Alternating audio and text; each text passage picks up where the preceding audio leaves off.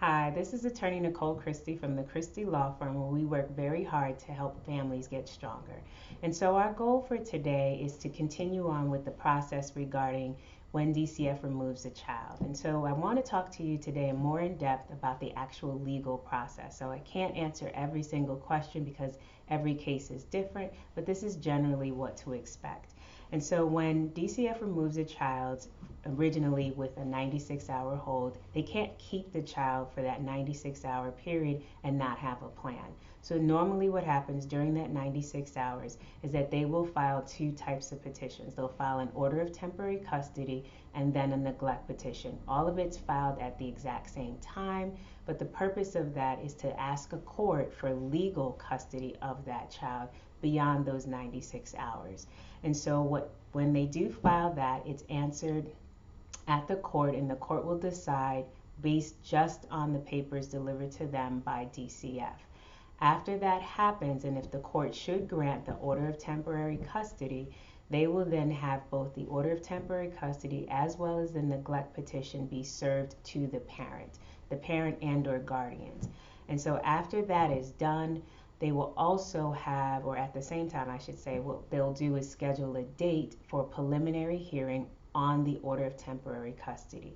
They'll also schedule a date further into the future just on the neglect petition. The difference between the two is that the petition for the order of temporary custody, which is typically called the OTC, is just to say that DCF needs custody of this child immediately.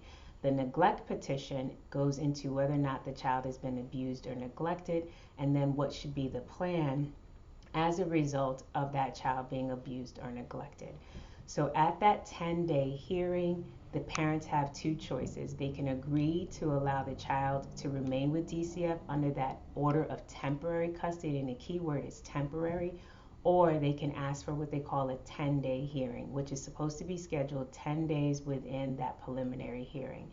And the purpose of that is so that a parent can get an answer about whether or not DCF has enough to say to the court that this child should remain in their care. And so you can make DCF put on their entire case around the order of temporary custody.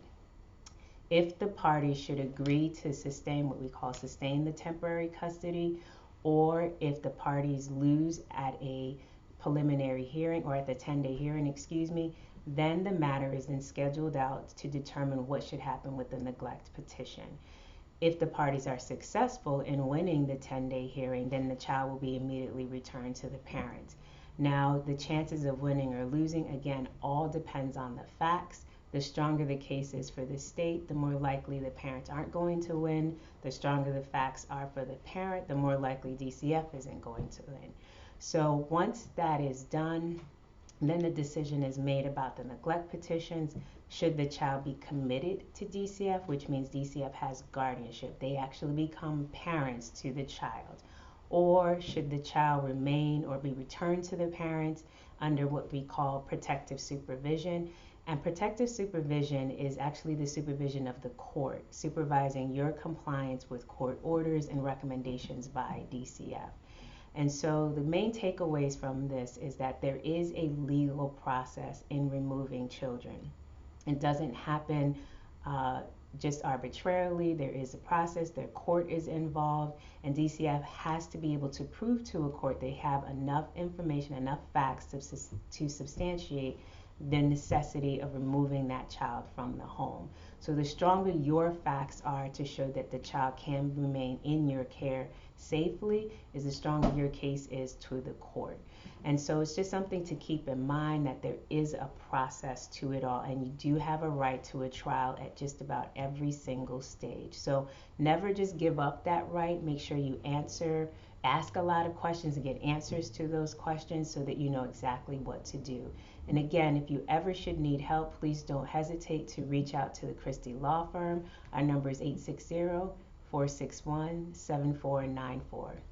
And if you haven't already, please like this channel and share this information, like this particular video, and share it with others, especially someone who might be going through this and needs more information. Take care.